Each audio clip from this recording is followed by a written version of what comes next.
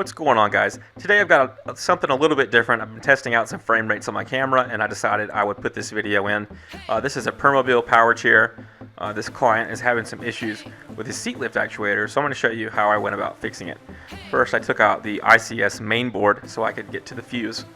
On the ICS mainboard, there are two bus cables going in, which are black, and two actuator cables. The actuator cable on the left-hand side, the red cable on the left-hand side, goes to all functions such as tilt and recline, and the actuator on the right-hand side is only for the seat lift function. And what I found, that when you power up the chair, the fuse would blow, but only when the seat lift actuator or the right-hand side cable was plugged in. What's interesting about this is when that fuse blows, if you have anything like your leg lifts up, it inhibits the drive function and the chair is essentially dead in the water. As you can see, that turtle means the chair won't drive. So essentially this person was stuck. They couldn't go anywhere. So now let's go about fixing that problem. First, we're going to disconnect all the cables, make a mental chart of where they go. Once we disconnect the cables, we can start taking it apart so we can get to the seat lift actuator.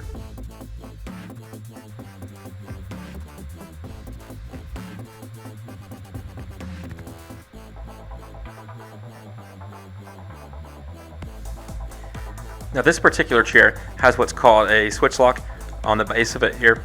If the switch lock wasn't there, it would be much easier to get to the motor to change it out, but there's only 4 bolts that actually hold it on. So you're going to run to remove the 2 Allen bolts at the front bottom of the chair that you saw me remove there. And for those of you who don't know, the switch lock is this big piece of metal that I'm pointing at. After that, we can go ahead and remove the piece that holds the ICS mainboard into place and covers up the front half of the seat lift actuator.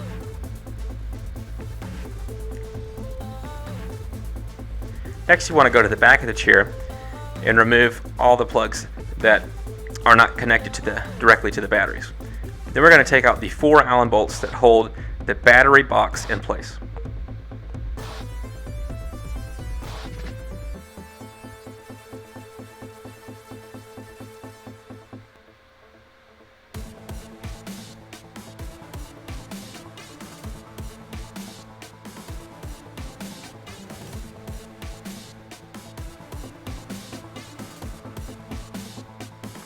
Then we could just slide the battery box right out after I remove that one last bus cable that I almost forgot to remove. Then we could just slide the tray out.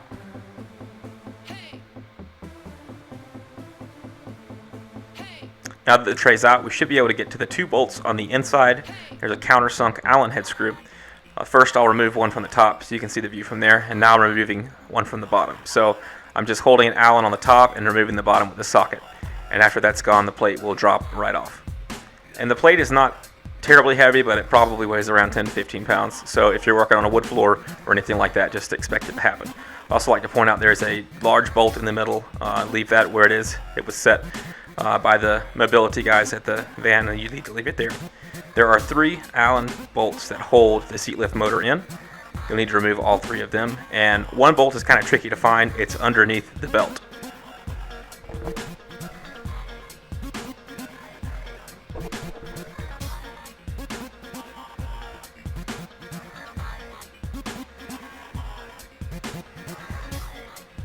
Now usually when you get that 3 bolts out, you can kind of tilt the motor down and the belt will come right off. I couldn't do that in this situation, so I just had to push on the belt and then turn it when it would come off.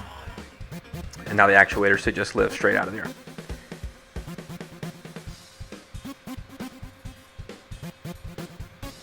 Now you can just remove some of the trash and we can put the new actuator in place. Interestingly enough, the motor on these actuators, it's usually still good. It's actually the control board that's bad. And then same thing when we put that belt on, we're just gonna turn it a little bit while we put some pressure on it and it will slide right up and over.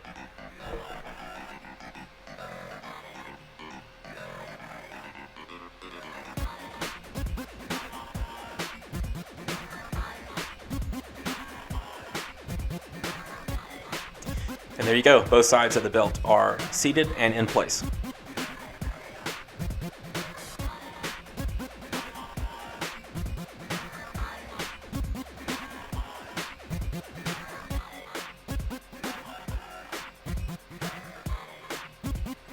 I use Vibratight, which is pretty much the same as Loctite, but it's in a gel form, so it's less likely to spill to hold the bolts in place.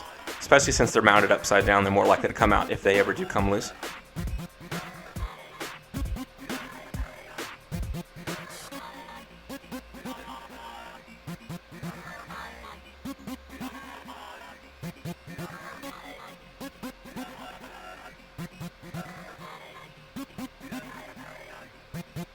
And all that's left now is to put the plate back on.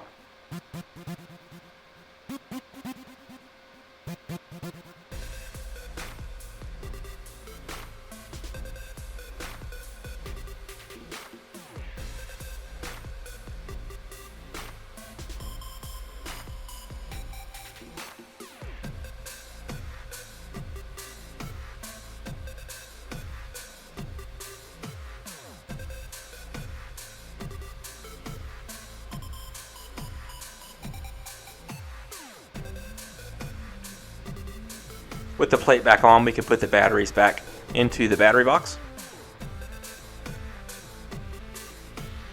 And then we'll plug all the motors back in.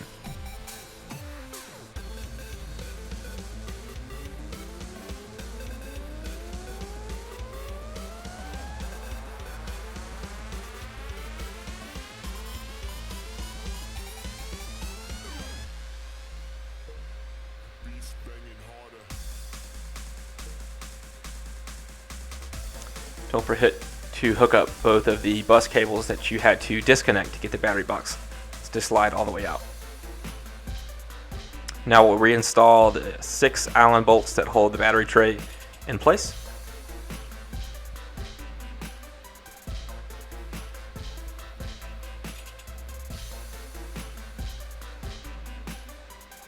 Then we'll reinstall the bracket and tighten up the 2 bolts at the front base of the chair.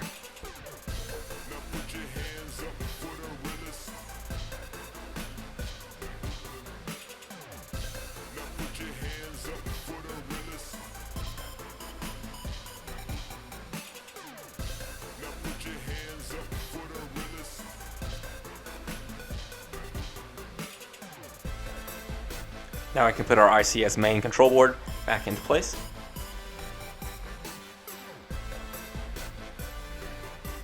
But first we need to remove the 20 amp fuse that we blew earlier.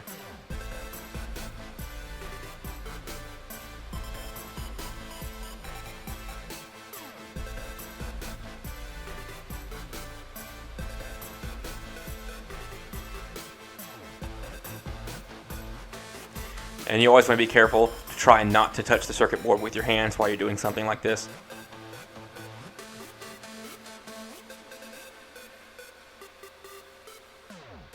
Now put your hands up for the realest.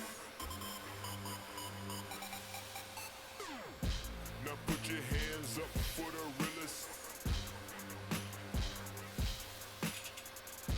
Now put your hands up. Getting the seat lift actuator to plug in is a little bit tough. There's not a lot of cable there, so you have to be careful so you don't stretch it.